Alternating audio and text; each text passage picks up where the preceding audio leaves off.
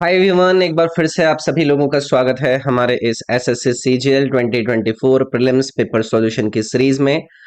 आज की हमारे इस वीडियो में हम डिस्कस करेंगे 25 सवाल जो कि पूछे गए थे क्वांटिटेटिव एप्टीट्यूड के आपकी 17 सितंबर की शिफ्ट नंबर 3 से। तो चलिए इस वीडियो के डिस्कशन को हम स्टार्ट करते हैं। अगर आपको ये वीडियोस फायदेमंद लग रही हैं तो इन्हें आप लाइक जरूर कीजिएगा।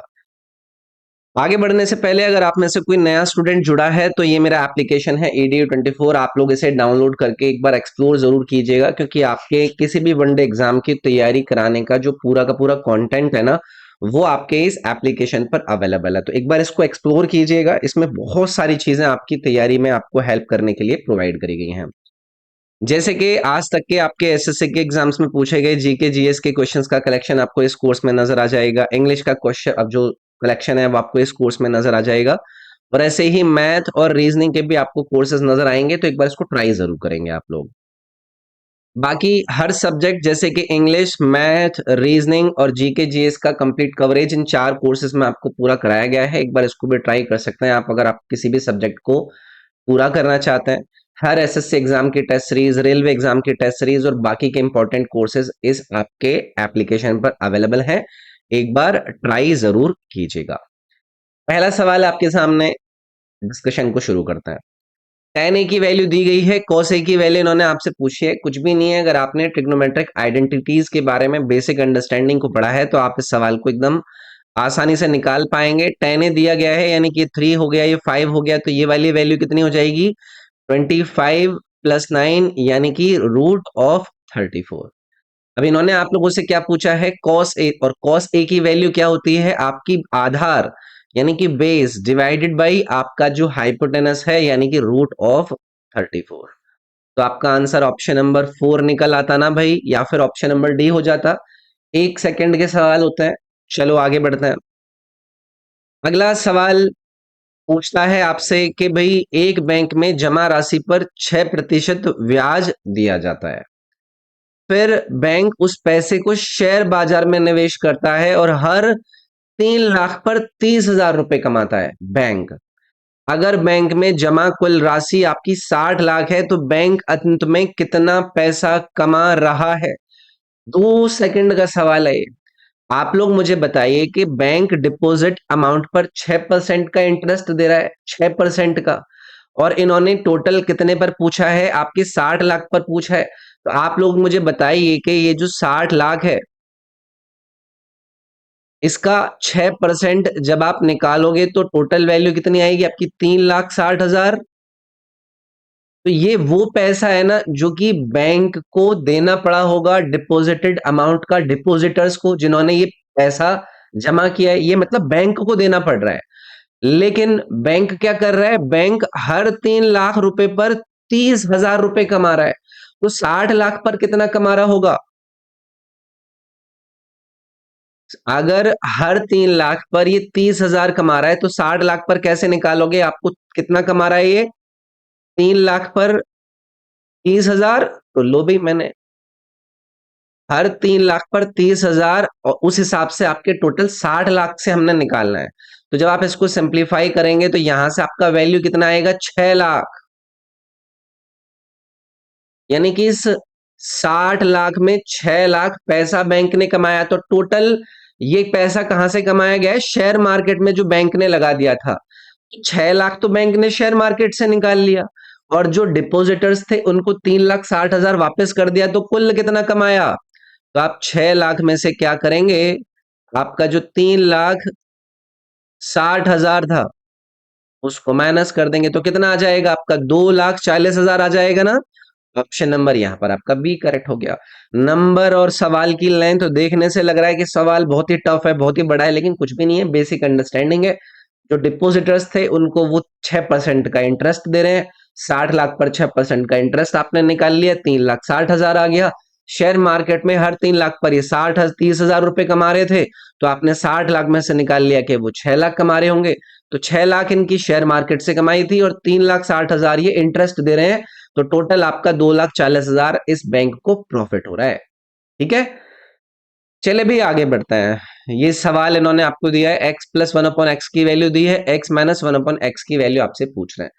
बहुत सारे तरीके हैं, लोग फॉर्मूले रट रट के बैठे हुए होते हैं। देखो कभी भी आपको अगर x plus one upon x दिया जाए, x minus one upon x पूछा जाए, तो थोड़ी देर के लिए आप इसको a मान लो, इसको b मान लो। जब आप इन दोनों को सॉल्व करोगे ना, तो आपको मिलेगा a square minus B square का वैल्यू कितना, 4। सॉल्व करके देख लो, x plus one upon x square को आप सिंप्लीफाई करोगे, फिर इसको करोगे माइनस करोगे, तो आपका 4 निकल कर आएगा। अब a की वैल्यू उन्होंने आपको दी है, a की वैल्यू उन्होंने दी है, तो अगर मैं a स्क्वायर करूं तो 65 का स्क्वायर आपका कितना हो जाएगा, 4 2 5, और डिवाइडेड बाई 8 का स्क्वायर कितना हो जाएगा, 64। ये आपने किसकी वैल्यू निकाली है, a स्क्वायर की। अब मेरे को b निकालना है, तो माइनस बी स्क्वायर का वैल्यू किसके बराबर दिया है इन्होंने, 4 के बराबर। अब इसको क्या करना है, मुझे बस यार सिंप्लीफाई करना है। सिंप्लीफाई करके जो भी वैल्यू मेरे सामने आएगा उसको मैंने क्या करना होगा, इजी करना होगा, उसको सिंप्लीफाई करना होगा। तो बी स्क्वायर का वैल्यू कितना आ गया भाई, 4 2 2 5, ये उधर जाएगा 64, चौका 56 यानी कि माइनस 256 डिवाइडेड बाई 64। इसको आप सिंप्लीफाई कर लो, ये कितना आ गया आपका, 9 आ गया, 11 में से 5 गई 6 आ गया, और आपका कितना आया, 9 3 डिवाइडेड बाई आपका 64 है। ये बी स्क्वायर का वैल्यू, अब ये इसका स्क्वायर रूट क्या होता है, इसका स्क्वायर रूट होता है 63, इसका स्क्वायर रूट कितना 8, यानी कि बी की वैल्यू आपके पास कितनी आ गई, 63/8। और ये बी ही क्या माना था आपने, x minus one upon x माना था, तो आंसर आपका कौन सा हो गया, 63/8। देखो ये ऑप्शन नंबर सी करेक्ट हो गया इसमें। तो ये एक तरीका है, ये बेसिक जो आपके यू नो फॉर्मेट होता है, वो आप लोगों को पता होने चाहिए, ऐसे सवालों को निकालने में फिर समय आपका लगता नहीं है ज्यादा। चलिए भी आगे बढ़ेंगे।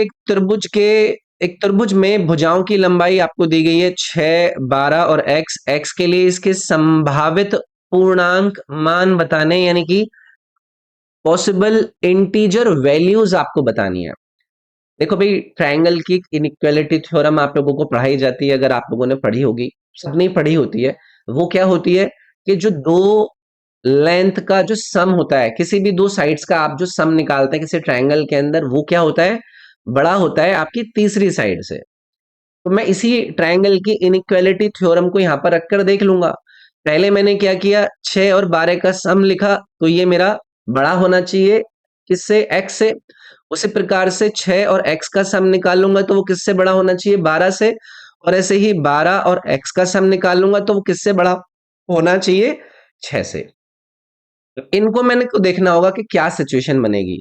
यहां पर देखो भाई, 6 और 12 कितना हो गया, 18, यानी कि इस इनइक्वालिटी से आपका ये निकला कि 18 से छोटा होगा आपका x। ये पहली इनइक्वालिटी से आपने रेफर किया है, पहली इनइक्वालिटी से इस बात को आपने निकाला है। अब दूसरी इनइक्वालिटी से देखो, इस 6 को आप उधर ले जाओगे, या फिर इस 6 मतलब इस x को अगर आप यहां पर देखोगे, तो यहां पर क्या आ जाएगा, x किससे बड़ा है, 6 से। इस 6 को उधर ले गया, तो ये वाला आपका आएगा। फिर तीसरी इनइक्वालिटी देखो, इस तीसरी इनइक्वालिटी आई मीन तीसरी इनइक्वालिटी में आप कोई भी सिचुएशन डालकर देख लो, अपने हिसाब से आपको करना है। तो यहां पर अगर ये दोनों सिचुएशन आपकी सटीक बैठ रही हैं, अगर मैं थर्ड इनइक्वालिटी को यहां पर देख रहा हूं, तो ये कंडीशन आपकी हमेशा ट्रू होगी। अगर मेरा x यहां पर क्या होना चाहिए, पॉजिटिव इंटीजर होना चाहिए, ठीक है, ये हमेशा होल्ड करेगा। अब इन दोनों इनइक्वालिटीज को आप क्या कर लो, कंबाइन कर लो कि भाई जो x जो है वो क्या है, वो बड़ा है किससे, 6 से, लेकिन वो छोटा है किससे, 18 से। इस वाली इनइक्वालिटी से आप ये वाला स्टेटमेंट यहां पर कंसिडर कर पाते ना। अब x की जगह पर आपका 7 आ सकता है, 8 आ सकता है, ऐसे ही वो कहां तक आ सकता है, 17 तक आ सकता है। कितने हो गए, 7 8 9 10 11 12 13 14 15 16 17, कितने नंबर आए इस x की पोजीशन पर, 11 नंबर्स आए ना। तो ऐसे पॉसिबल जो पॉजिटिव इंटीजर रहेंगे वो कितने रहेंगे, 11 रहेंगे। तो ये एक बेसिक ट्रायंगल इनइक्वालिटी की जो थ्योरम है, जहां पर आपको बताया जाता है कि किसी भी ट्रायंगल की तीनों भुजाओं को अगर आप उठाएंगे, तो उनमें दो भुजाओं का जो योग है वो तीसरी भुजा से ज्यादा होगा। दो इनइक्वालिटीज से हमने देख लिया कि एक कॉमन हमारी इनइक्वालिटी निकलती है, उसमें पॉसिबल एक्स की वैल्यू आपकी 11 नजर आ रही है, 7 से लेकर 17 तक। तो इसी वजह से आपका उत्तर यहाँ पर ऑप्शन नंबर 1 बन जाता। चलो भाई आगे बढ़ते हैं। अगला सवाल है भाई, अरविंद और चेतन ने 210 मीटर लंबे एक वृत्ताकार ट्रैक पर एक ही बिंदु से एक ही दिशा में एक साथ दौड़ना शुरू किया। यदि अरविंद को एक चक्कर पूरा करने में 180 सेकंड लगते हैं और चेतन को एक चक्कर को पूरा करने में 420 सेकंड लगते हैं, तो कितने समय के बाद वे ट्रैक के शुरुआती बिंदु पर पहली बार मिलेंगे? यार ये हमने पता नहीं कितने सारे सवाल कर रखे बैठे होते हैं। जो स्टार्टिंग पॉइंट पर मिलने का समय होता है ना पहली बार, वो होता है क्या? लोएस्ट कॉमन मल्टीपल, यानी कि एनसीएम। किसका? जो दोनों के द्वारा समय लिया गया है उनका। तो कितना कितना समय ले रहे हैं? एक 180 ले रहा है और दूसरा कितना ले रहा है? 420 ले रहा है। अब कुल मिलाकर आपको इसका एलसीएम निकालना है। तो आप इसका फैक्टराइजेशन कर लीजिए भाई, जैसे भी आप करना चाहते हैं। बहुत सारे लोग इसको डायरेक्टली कर पाते हैं, बहुत सारे लोग क्या करते हैं, इसका फैक्टराइजेशन करते हैं। तो अगर मैं यहाँ पर आप लोगों के लिए फैक्टराइजेशन करूं तो ये क्या हो गया? 3 से 60 चला गया, ये आपका ऐसे चला गया, ठीक है। फिर उसके बाद 2 से कट करता हूं तो ये 30 और ये आपका 70। फिर उसके बाद इसको 3 से करता हूं तो ये आपका 10 और ये आपका 70। और फिर 7 से किया तो ये आपका 10 और ये आपका 10 और फिर 10। तो ये आपका क्या बना है? इनको जब आप मल्टीप्लाई कर देंगे ये बनेगा लोएस्ट कॉमन मल्टीपल आपके इस 180 और 420 का। तो 10 इंटू 7 70, 3 दूनी 6 थी 18। तो 18 इंटू 70 आपको करना है, तो एक आ गया। और 18 सत्ते कितना होता है? 126। यानी कि 126 सेकंड के बाद वो अपने स्टार्टिंग बिंदु पर मिल रहे होंगे। अब इसको अगर आपको मिनट में करना है तो 6 से डिवाइड कर दीजिए, 6 से आपका 2 और 1 यानी कि 21 मिनट बाद ये दोनों व्यक्ति अपने स्टार्टिंग बिंदु पर मिलते हुए नजर आपको आएंगे। कोई समस्या तो नहीं, बहुत ही आसान सवाल है। चलिए आगे बढ़ेंगे। 1.2 सेंटीमीटर इंटू 1.3 इंटू 1.5 सेंटीमीटर आयाम वाले एक घनाभ बॉक्स के सबसे लंबे विकर्ण की लंबाई। भाई घनाभ अगर आपको दिया जाता है तो आप लोगों को पढ़ाया जाता है इसका जो विकर्ण है वो हमारा क्या बनता है? वो बनता है L square plus B square plus H square का अंडर द रूट। अब एल बी एच की इन्होंने आप लोगों को वैल्यू दी है, इनको पुट कर लीजिए। 1.2 का स्क्वायर करोगे 1.44, 1.3 का स्क्वायर करोगे 1.69, 1.5 का स्क्वायर करोगे 2.25। इन सबको ऐड कर लीजिए, कितना आया? 5.38 आ गया। 5.38 आपको देखना है कि इसका अंडर रूट कितना आएगा। तो ये लगभग, ये अप्रोक्सीमेशन से करना होगा। इसकी जो स्क्वायर रूट की वैल्यू बाहर निकालेंगे वो हमें देखना होगा। अब इसको निकालने के भी बहुत सारे तरीके होते हैं, बहुत सारे तरीके होते हैं। इन चार में से उस तरीके को मैं किसी और दिन आपको एक्सप्लेन करूंगा, लेकिन यहाँ से जो आपकी संभावित वैल्यू बाहर निकल कर आएगी वो कितनी निकल कर आएगी? 2.3.2। ये 2.32 यानी कि जो ऑप्शन नंबर 4 दिया गया है ना वो आपका करेक्ट होगा।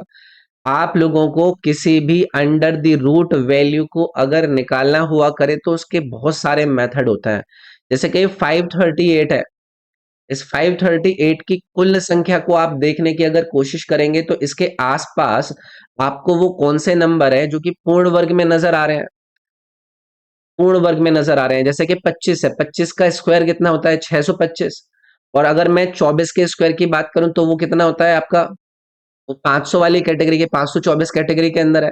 तो लगभग 24 के ऊपर जाओगे आप, है ना? 24 के, क्योंकि इसमें 5.38 है तो 24 के ऊपर जाओगे। 24 के ऊपर 5.576 होता है ना, नीचे आओगे तो 24 के नीचे आओगे 2.32 सिचुएशन आपकी यहाँ पर नजर आ रही है। वैसे सारे कम थे, लेकिन अगर आपको कोई वैसे भी दिया जाया करे ना तो उसके पेयर बनाते हैं, फिर कट करते हैं, फिर ऊपर आपके पूर्णांकों को लिखते हैं। उसके ऊपर कभी मैं वीडियो बना दूंगा कि किसी भी नंबर का स्क्वायर रूट आप डेसिमल टर्म्स तक कैसे निकालते हैं। यहाँ पर अभी एक्सप्लेन नहीं करते हैं, बहुत ज्यादा लेंथी हो जाएगा वो, ठीक है। चलिए आगे बढ़ते हैं भाई। एक वृत्ताकार चाप केंद्र पर 15 डिग्री का कोण बनाता है। यदि वृत्ताकार चाप की त्रिज्या 14 हो, इस प्रकार बने क्षेत्र का परिमाप यानी कि पेरीमीटर आपको बताना है। किसी भी जो सेक्टर होता है उसका पेरीमीटर आप कैसे निकालते हैं? दो बार तो ये रेडियस सम होता है और फिर उसके बाद ये वाला वैल्यू यानी कि आर थीटा। तो पेरीमीटर सेक्टर का क्या होता है? 2r plus are theta. अब मुझे यहाँ पर जो थीटा वैल्यू है उसको इन्होंने दिया है 15 डिग्री। है कि नहीं? तो मुझे उसको क्या करना पड़ेगा, रेडियन में ले जाना पड़ेगा इस वाले थीटा के वैल्यू को यहाँ पर कंसिडर करने के लिए, तभी बनेगा। देखो कैलकुलेटर सवाल सा है, कठिन नहीं है लेकिन। ओके, तो पहले इस थीटा को कंसिडर करते हैं कि इस थीटा की रेडियन में वैल्यू कितनी आएगी, सो दैट कि आर के साथ मैं इसको मल्टीप्लाई कर पाऊं। तो अगर मैं थीटा रेडियन में निकालना चाहता हूं तो क्या करते हैं हम, थीटा जो डिग्री में होता है इनटू हम पाई का यूज करते हैं, यानी कि 3.14 डिवाइडेड बाई 180। अब इसको सिंप्लीफाई करेंगे भाई, 15 से इस प्रकार से आ गया, 12 से अब अगर आप इसको कट करोगे तो ये 0 पॉइंट कितनी बार आएगा, 2618। ये मैंने क्या निकाला है, थीटा को रेडियन में निकाला है। क्यों निकाला है, क्योंकि मुझे यहाँ पर आर की मल्टीप्लाई करनी है, तो मैं डिग्री के साथ थोड़ी ना करूंगा उसको, उसको मैं कर पाऊंगा रेडियन के साथ। तो अब यहाँ पर आप वैल्यू देख लीजिए, 14 × 2 आपका 28 आ गया। तो भाई वैल्यू आपकी 28 से तो ऊपर की होगी, ये गया ये गया, अब ये दोनों ऑप्शन बचे थे आपके। फिर आपका आर इंटू थीटा यानी कि 14 × 0.2618। अब जब आप इसको सिंप्लीफाई करोगे तो आप देख रहे हो कि मतलब इसको सिंप्लीफाई कर लीजिए, मल्टीप्लाई कर लीजिए, तो आपका ये 14 थे, यहाँ पर 2 आ गया, 566.3। तो 3.6 को आप ऐड कर दो, ये आपका ऑप्शन नंबर ये आ गया, डी ऑप्शन इसमें करेक्ट हो जाता। अगेन जो पेरीमीटर का वैल्यू है वो आपका ये होता है, थीटा की वैल्यू मैं डिग्री में नहीं लिखता, रेडियन में लिखना पड़ता, क्योंकि आर आपका यहाँ पर न्यूमेरिक वैल्यू है, रेडियन वैल्यू है। तो यहाँ पर पहले मैंने थीटा को रेडियन में कन्वर्ट करके उसकी वैल्यू निकाली, फिर बस मुझे यहाँ पर कैलकुलेशन करके पता चल गया कि ऑप्शन नंबर डी इसमें करेक्ट हो जाएगा। ओके, चलिए आगे बढ़ेंगे। डीआई का सवाल है, 2018 की तुलना में 2019 में छात्रों की संख्या में कितने प्रतिशत की वृद्धि हुई है? What percentage increase in the number of students in 2019 over 2018? यहाँ पर देखो भाई, 2019 में कितने 180 हैं, 2018 में कितने 140 हैं, कितने बढ़े हैं, ये 40 बढ़े हैं। अगर तुलना निकालनी है तो आप 140 के साथ निकालोगे, ये करना है आपको। इसको आपने सिंप्लीफाई कर लीजिए, कर लिया, ऊपर 200 आ गया, नीचे आपका 7 आ गया। अब सिंप्लीफाई कर लीजिए, ये आपका 2 बार जाएगा, तो 3 वाले जो ऑप्शन है वो तो निकल गए आपके, है ना। फिर उसके बाद 60 बचा, 8 7 56 28 समथिंग, यानी कि ऑप्शन नंबर जो सी दिया गया है वो आपका इसमें करेक्ट हो जाता। अगेन बस देखो कैलकुलेशन पर हमें थोड़ा सा हाथ पक्का करना है, बाकी फिर ऐसे कुछ बचता नहीं है इसमें। 2 पाइप एक टैंक को क्रम से 12 घंटे और 18 घंटे में भर सकता है, जबकि एक तीसरा पाइप 8 घंटे में इसे खाली कर सकता है। 3 पाइपों को एक साथ खोल दिया, टंकी को भरने में कितना समय लगेगा? कुछ भी नहीं है, भरने वाले 12 18 है और खाली करने वाला 8 है। तो ये प्लस वाला पाइप है, प्लस वाला, ये माइनस वाला। अब इन तीनों का क्या लेना है भाई, आपको एलसीएम लेना है। एलसीएम आपको लेने के बहुत सारे तरीके होते हैं, जो भी आपका अपना तरीका यूज करना है। यहाँ पर सीधे सीधे पता चल रहा है 72 एलसीएम है ना। तो इसकी जो क्षमता है वो 6 यूनिट की बन गई प्रति घंटा, ये इसकी कितनी बन गई, 4 यूनिट बन गई प्रति घंटा, इसकी 9 यूनिट बन गई प्रति घंटा खाली करने की। अब तीनों को अगर एक साथ मिला दूं तो 6 4 10 और -9, यानी कि 1 यूनिट भर पा रहे हैं आप प्रति घंटा। अब भरना कितना है आपको, 72, तो प्रति घंटा 1 यूनिट से आप डिवाइड करोगे तो भरने में कितना समय लगेगा, 72 घंटे लगेंगे। ऑप्शन नंबर यहाँ पर आपका सी करेक्ट हो जाता। ठीक है, चलिए आगे बढ़ेंगे। ये एक सवाल दिया है इन्होंने, पी की वैल्यू आपको बतानी है, और ये इन्होंने बोला है कि डिविजिबल है किससे, 11 से। 11 की डिविजिबिलिटी चेक करने के लिए ऑल्टरनेट प्लेसेस पर जो नंबर्स होते हैं उनके सम का जो डिफरेंस है दूसरे वालों से, वो आपका 0 या फिर 11 आना चाहिए। तो यहाँ पर p +5 +6, तो ये कितना हो गया, 11 + p, है कि नहीं। और दूसरी तरफ 4 + 9, ये कितना हो गया आपका 13, माइनस, चलो ऐसे करके लिख देना है, -13। इसकी वैल्यू आपकी या तो 0 ले लो या 11 ले लो, वो हमारी रेफरेंस वैल्यू है। तो ये कितना आ गया आपका 2 + p। अगर इसकी वैल्यू मैं 11 के बराबर रखता हूं तो p की वैल्यू कितनी आनी चाहिए, 9 आनी चाहिए। कुछ गड़बड़ कर दी क्या मैंने इसके अंदर, है कुछ गड़बड़ करा है क्या मैंने? p 5 और 6, 6 5 11, 9 और 4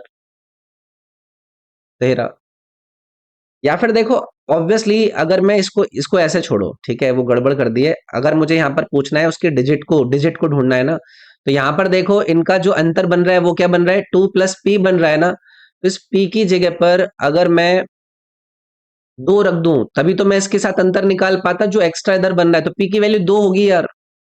ए ऑप्शन होगा। मैं दोबारा से आपको एक्सप्लेन कर देता हूँ। इस p की जगह पर अगर मैं अपना जो नॉर्मल अप्लाई कर रहा हूँ, p +5 + 6, तो ये आपका बन गया 11 + p। इसका अंतर मुझे निकालना है 9 और 5, 9 और 4 13, यानी कि इससे तो p की वैल्यू कितनी रखूं सो दैट कि इसका जो अंतर है वो जीरो हो जाए, तो p की वैल्यू 2 रखूंगा ना यार, अभी तो 13 - 13 आपका जीरो होगा, यानी कि ये ऑप्शन करेक्ट हो जाता। ओके, चलिए आगे आएंगे। सिंप्लीफाई करना है। सिंप्लीफाई वाले जो सवाल होते हैं वो आपको होमवर्क में करने होते हैं। क्वेश्चन नंबर 11 का आप लोग मुझे कमेंट करके बताइएगा कि आपका उत्तर कितना आया। अगला सवाल है, फिर से एक इक्वेशन बेस्ड इन्होंने सवाल दिया है कि अगर ये वाली जो इक्वेशन है इसको आप m-2 से डिवाइड करेंगे तो रिमाइंडर कितना होता है। कुछ नहीं है, आपको इसमें m-2 की वैल्यू इक्वल टू 0 करके जो m की वैल्यू 2 आई है ना, इसको सब्सटीट्यूट करना है, बस इस वैल्यू को पुट करना है आपकी इस इक्वेशन के अंदर। यानी कि fm यानी कि आपको निकालना है f2 का वैल्यू। तो 2 की पावर 5 + 5 2 की पावर 4 -3 इंटू 2 + 7, ये वैल्यू निकालना है। 2 की पावर 5 कितना हो गया, 32, प्लस ये कितना है, 16 × 5 = 80, -6 + 7। इसको सिंप्लीफाई कर लो, ये आपका कितना बना, 80 और 32 112, और 112 और 101 113। तो आपका जो रिमाइंडर आएगा वो कितना आएगा, 113 आएगा। तो इसमें जो m की वैल्यू होती है ना, अगर इन्होंने दिया है कि डिवाइड कर रहा है इससे, तो इस m की वैल्यू 0 यानी कि m की वैल्यू 2 का जो फॉर्मेट है वो आपको इस इक्वेशन से रिमाइंडर यानी कि शेषफल को देगा। ठीक है, चलिए आगे बढ़ेंगे। साइन थीटा कोस थीटा की वैल्यू दी है, आप लोगों से पूछ रहे हैं कि कॉट थीटा की वैल्यू कितनी होगी। देखो, बहुत सारे तरीके होते हैं सॉल्व करने के, ठीक है। आप इसको रीअरेंज करके भी कर सकते हैं, जैसे भी आपका मन है आप वैसे कर सकते हैं। यहां से अगर मैं आपसे कहूं कि भाई साइन थीटा की वैल्यू आप लिखो, तो आप लिखोगे √3 cos theta minus cos theta.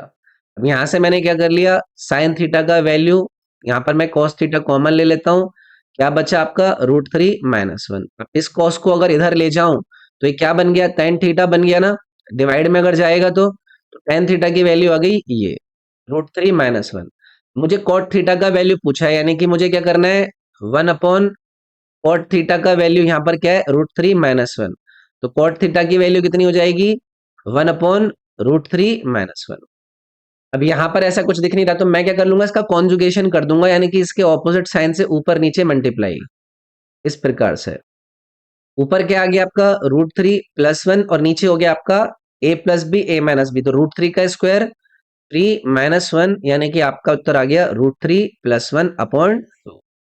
तो ये आपका ऑप्शन नंबर यहां से क्या निकला था, सी निकला था। अभी सॉल्व कर रहा हूं आपके सामने तो थोड़ा सा टाइम टेकिंग है, लेकिन जब आपके हाथ एकदम अच्छे इजी होते हैं ना तो बहुत तेजी से इनके आंसर निकलते हैं। ओके, चलिए अगला सवाल देखते हैं। यह 25 प्रति लीटर वाले 42 लीटर दूध को इतने प्रति लीटर वाले 20 लीटर दूध के साथ मिलाया जाता है, मिश्रण का औसत मूल्य बता दीजिए। यार ये बहुत आसान सवाल होता है। 42 लीटर का दूध आपने 25 प्रति लीटर वाले दूध के साथ अगर मिक्स करा तो टोटल कॉस्ट कितनी है, यहाँ से 25 दूनी 50, 5 2500 का 100, और 4 आपका कितना आ गया, हाँ 104 105 हो गया ना। यानी कि इतना टोटल कॉस्ट आ गया 42 लीटर वाले का। उसके बाद आपने 28 लीटर जो दूध है वो 40 पर लीटर वाले के साथ मिला दिया, इसकी टोटल कॉस्ट कितनी है, इतनी। इनको मैंने मिला दिया तो टोटल कॉस्ट अब कितनी की बन गई आपकी, 0, 5 और 2 7 1, इतनी बन गई टोटल कॉस्ट। अब मुझे इसका औसत निकालना है, तो टोटल कॉस्ट इतनी है। टोटल लीटर कितने हो गए, 42 ये 28 ये, यानी कि 70। औसत में डिवाइडेड बाय 70 करके निकाल दूंगा, 0 से 0 काटो, 7 1 के 7 7 31 रुपए प्रति लीटर की दर से अब आप बेच दो।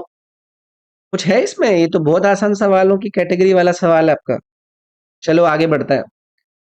अगला सवाल देखिए, ये आपका डीआई रिलेटेड सवाल है। For C the low rates of share are less than the average of the low rates of share of the same company in the stock exchange at which of these locations. 12 से पढ़ते हैं। एक table दी गई है जहां पर जो share trade हुई है हैदराबाद, मुंबई और बेंगलुरु स्टॉक एक्सचेंज के अंदर, वो आपको दी गई है। हैदराबाद, मुंबई, बेंगलुरु में कंपनी के नाम है हाई लो ऐसे करके दिया है। अब ये कह रहे हैं सी के लिए the low rates of share, जो लो रेट्स ऑफ शेयर है सी के लिए, are less than the average of the low rates of share of same company. कौन से एक्सचेंज के अंदर? हैदराबाद, मुंबई या आई। तो सबसे पहले मुझे क्या करना होगा ना, इसके अंदर एवरेज ऑफ लो रेट्स निकालने होंगे सी के लिए। लो रेट्स, तो सी के लिए लो रेट्स, एक पेन चेंज करता है। सी के लिए लो रेट्स हैदराबाद में कितने हैं? 175। देखो समझाने के लिए इतना समय लग रहा है, वरना आपको क्लियरली दिख रहा है, आप अपने हिसाब से सॉल्व करोगे। मुंबई में कितना है? 180। बेंगलुरु में कितना है लो रेट? 185। इनका एवरेज निकालो, टोटल सम निकालो। 5 और 5 10, 9 और 8 17, 17 और 7 24, 2 3 4 5, 540 आपका सम आया। एवरेज अगर मुझे निकालना है तो ये इतना करना है, यानी कि 180 आ गया एवरेज, है ना। अब मुझे क्या करना है? लो रेट्स को इस एवरेज रेट्स के साथ कंपेयर करना है, ठीक है। अब जैसे हैदराबाद के अंदर कम कर रहा हूं, तो हैदराबाद के अंदर 180 यानी कि एवरेज से देखो कम है ये।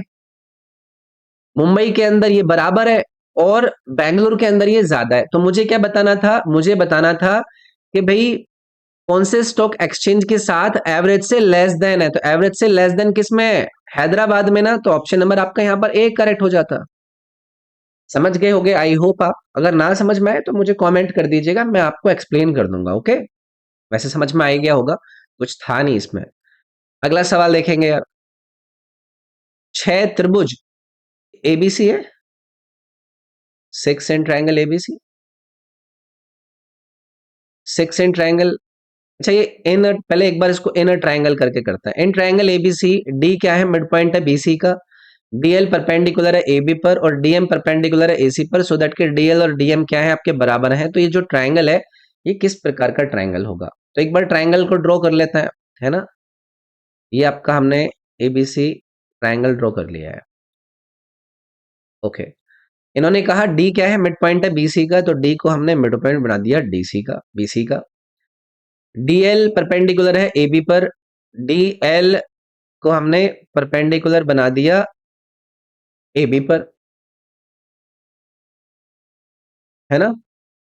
And DM is perpendicular AC, और डीएम किस पे परपेंडिकुलर है? एसी पर।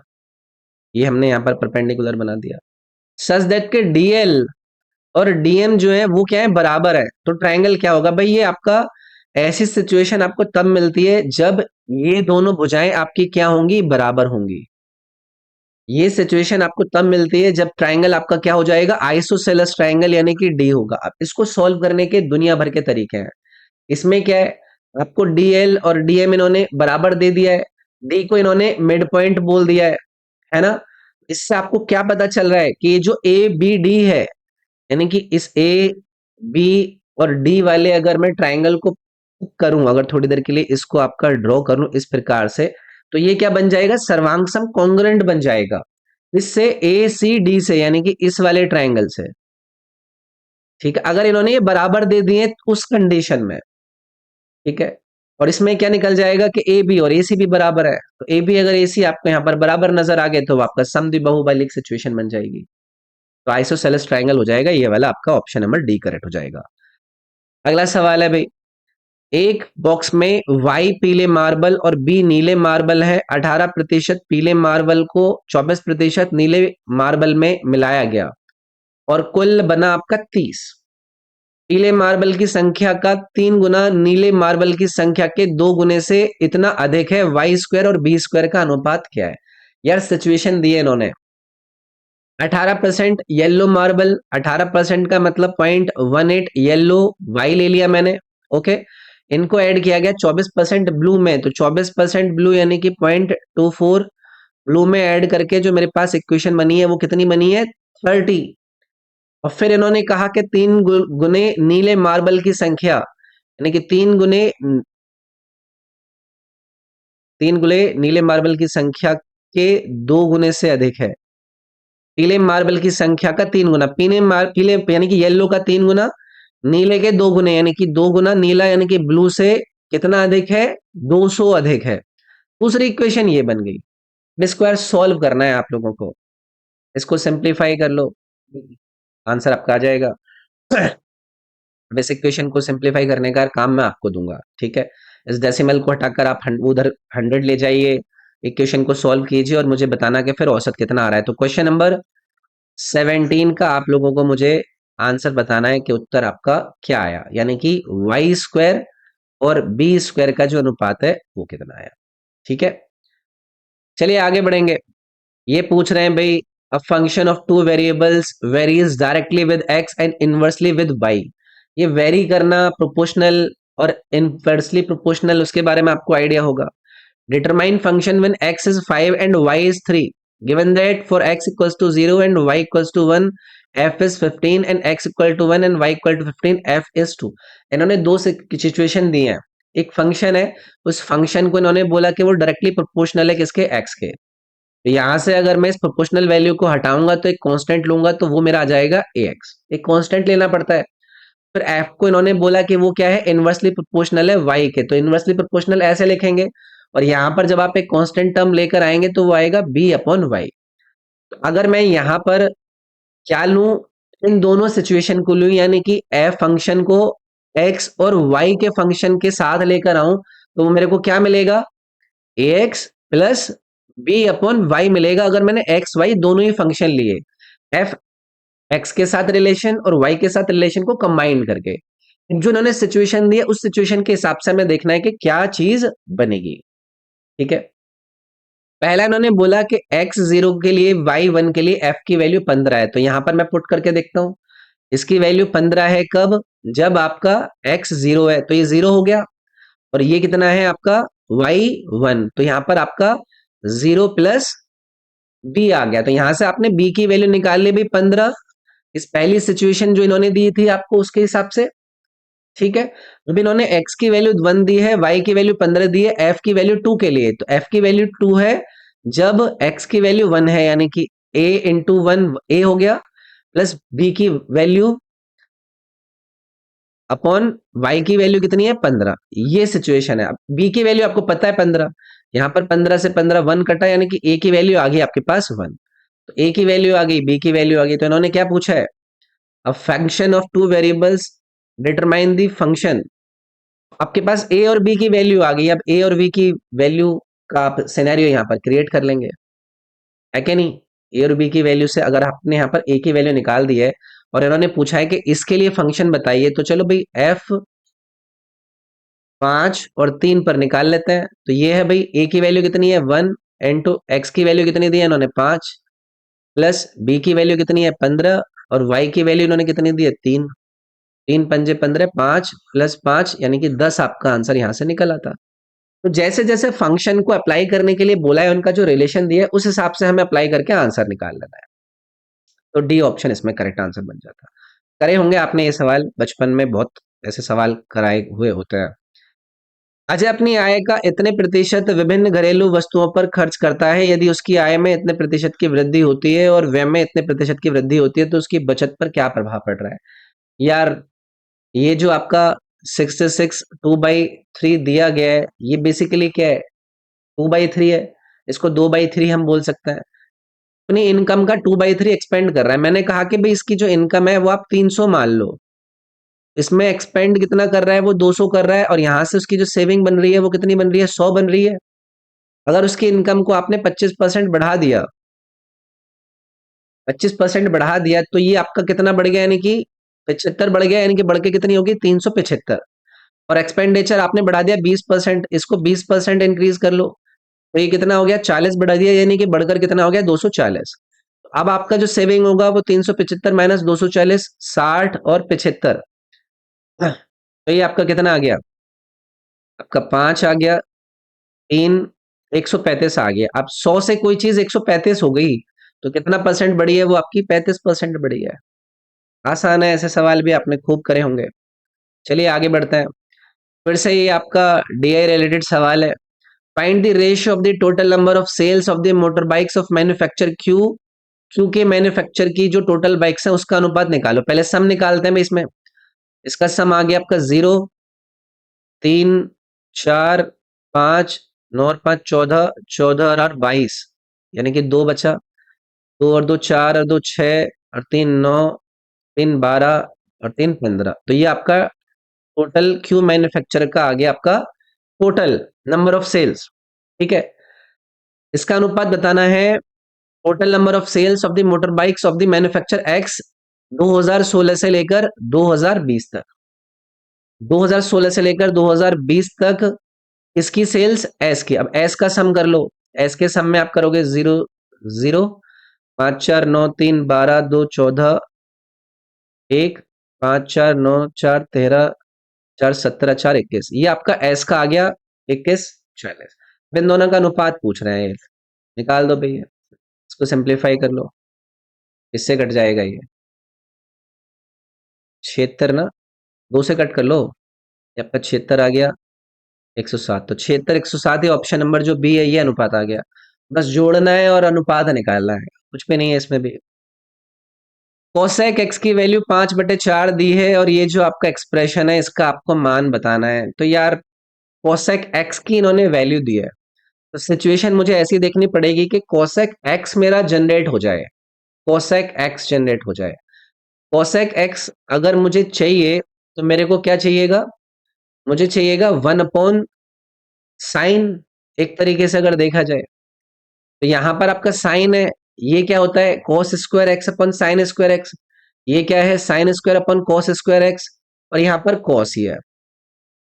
ठीक है, एडजस्ट करना पड़ेगा यार, एडजस्ट करना पड़ेगा, सिचुएशन आपकी निकल आएगी। तो यहाँ पर अगर मैं, या फिर सीधे सीधे आप जो वैल्यू है वही निकाल कर डाल लो, है ना। आप इस तरीके से ट्रायंगल ही बना लो अगर किसी को ट्रिग्नोमेट्रिक एक्सप्रेशंस निकालने में दिक्कत हो रही है। तो साइन अपॉन कॉस है, इधर कॉस है। एक काम करते हैं, ऐसे ही ट्रिग्नोमेट्रिक जो एक्सप्रेशन है ना उसकी वैल्यू पुट कर कर कोशिश करते हैं कि क्या आएगा। तो ये दिया आपको कोसेक एक्स का वैल्यू 5/4। तो ये कितना हो जाएगा आपका? कर्ण, यानी कि 4। ये 4 थोड़ी ना हो जाएगा यार, है ना। सही लिख रहा हूँ क्या मैं? 4 इधर आएगा। सिचुएशन हम उसमें भी तो डाल सकते हैं ना। नहीं, ये वाले सिचुएशन तो चलो अलग कर लेंगे हम। ठीक है,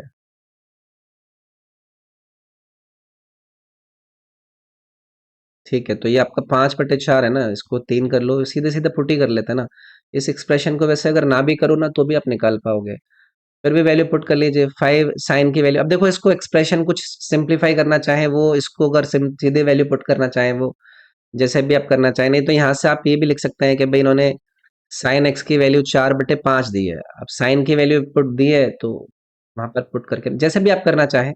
इसका आंसर बताइएगा आप मुझे, क्वेश्चन नंबर 21 का आंसर कितना आया। ठीक है, मैं इस पर ज्यादा समय लगाना नहीं चाह रहा। मैं सोच रहा था कोई नई चीज, कुछ शॉर्टकट बन जाए, लेकिन मुझे कुछ लगा नहीं यहाँ पर बनते हुए। अगला सवाल है, फॉलोइंग टेबल। टेबल कहाँ है यार? ये तो टेबल दिया ही नहीं भैया, इसमें मिस हो गया भाई टेबल। ठीक है, इसको छोड़ते हैं। अगला है, एक टीवी सेट का अंकित मूल्य इतने हैं, डीलर इतने और इतने प्रतिशत के दो क्रमिक छूट देता है, टीवी कितने रुपए में उपलब्ध है? यार ये डिस्काउंट लगा कर वैल्यू देख लो आप। 18,500 पहला डिस्काउंट कितने का है? 20 का। 20 का डिस्काउंट इतना हो गया, फिर 5 का, यानी कि ये 19/20 हो गया, है ना। ठीक है भाई। अब कर लो फिर इसको सिंप्लीफाई। 2 जीरो से 2 जीरो काट लो। 20 से आपका ये 4 बार चला गया। ठीक है, 5 चौक 20, जीरो आएगा। तो इसको मल्टीप्लाई कर लेना। ठीक है, जो भी आपका आंसर है। ठीक है, इसको भी सिंप्लीफाई करना है आपको, आंसर आपके सामने आ जाएगा। ठीक है, अगला सवाल है, यदि किसी त्रिभुज का परिमाप 52 इकाई है तो उसकी सभी भुजाओं की लंबाई कितनी होगी? पेरीमीटर 52 है। ऑल साइड्स की जो लेंथ है वो आप लोगों से पूछी है। अगेन फिर से जो ट्राइंगल इनइक्वालिटी वाला आपका फॉर्मेट होता है कि दो साइड का जो सम है वो तीसरी साइड से बड़ा होना चाहिए। तो जो लेंथ है वो आपको कितनी दी है, इन्होंने 52 दी है। इसमें अगर मैं सिचुएशन आपकी अप्लाई करूं तो आपको ये पता चलेगा कि भाई ए प्लस बी का जो वैल्यू है वो 52 माइनस सी होगा। इस तरीके की वैल्यू आपको नजर आ रही है। अब मुझे ये भी पता है कि भाई जो ए प्लस बी की वैल्यू है वो सी से बड़ी होगी, यानी कि मैं यहाँ पर क्या कह सकता हूँ कि भाई 52 माइनस सी की जो वैल्यू है वो बड़ी है सी से। अब इसमें सी को अगर मैं एडजस्ट करूं तो मुझे पता चलेगा कि भाई 52 जो है वो क्या है, बड़ा है 2 सी से, यानी कि 26 से छोटी होनी चाहिए सी की वैल्यू। ठीक है, तो यहाँ पर आपका आंसर कितना बन जाता है, सी वाला ऑप्शन बन जाता है। ओके, चलिए आगे बढ़ते हैं। अगला है 8% प्रति वर्ष की साधारण ब्याज दर से कितने वर्षों में 7200 की राशि इतनी हो जाएगी। यार अप्लाई कर लेना है, सिंपल इंटरेस्ट आपका, इन दोनों के बीच का अंतर आपका निकाल लीजिए। इनके बीच का अंतर कितना बन रहा है, ये 8, 2, 7, 1 बन रहा है। अब इसका आपका जो साल है वो आपको निकालना है, रेट आपको 8 दिया है और टी की वैल्यू आपकी 7200 है ही, डिवाइडेड बाई 100 कर दो, ये दो जीरो काट लो, 8 से इसको कट कर लो, 8 दूनी 16, 8 एकम 8, 8 छिंग 48, 72 से आप इसको डिवाइड कर लो। 72 से कितनी बार चला जाएगा, 3 बार चला जाएगा ना ये, कितनी बार चला जाएगा, 3 बार चला जाएगा। तो टी की वैल्यू कितनी आ गई आपके पास, 3 साल आ गई। तो यार ये था आपका डिस्कशन। इसमें ये वाला सवाल हमारा इनकम्प्लीट था, तो इसको हमने स्किप कर दिया, इसका वो टेबल शायद नहीं ऐड हो पाया है। इस इक्वेशन को मैंने आपको सिंप्लीफाई करने के लिए दिया है होमवर्क में। मैं शॉर्टकट ढूंढता रहा लेकिन टाइम लगता, तो इसलिए आपको मैंने होमवर्क में दे दिया। ये सारे सवाल हो गए हमारे। ये फंक्शन वाला सवाल अच्छा था, ये एक इक्वेशन वाला सवाल था, इसको आप लोगों को मैंने सॉल्व करने के लिए बोला है। क्वेश्चन नंबर 17 का आंसर बताना है। ये सारे सवाल हो गए, है ना, ये सब सवाल हमारे हो गए। सिंप्लीफाई वाला ये 11वां सवाल हमने होमवर्क में लिया है। ये क्लियर है, ये क्लियर है, ये भी क्लियर है, ये सब क्लियर है। थोड़े से अच्छे सवाल थे, इसके अंदर कैलकुलेशन मांग रहे थे, ये वाला भी सवाल अच्छा था। ठीक है, बाकी और कुछ ना, एक दो सवाल जो थे वो मैंने आपको सॉल्यूशन उसके आप लोगों से होमवर्क में मांगे हैं, वो आपको जरूर देने हैं। वीडियो को लाइक जरूर करना है। इस चैनल को अगर आपने सब्सक्राइब नहीं कर रखा है तो सब्सक्राइब जरूर करिएगा और रेगुलरली मेरे साथ बने रहिएगा। बाकी ये मेरे एप्लीकेशन को आप डाउनलोड करके इसके अंदर जो आपके 4 कोर्सेज हैं इनको भी आप एक्सप्लोर कर सकते हैं, कि तैयारी में ये चारों कोर्सेज बहुत हेल्प करेंगे। बाकी मिलता हूँ मैं अगली वीडियो में। इस वीडियो में इतना ही। Thank you, take care, bye bye.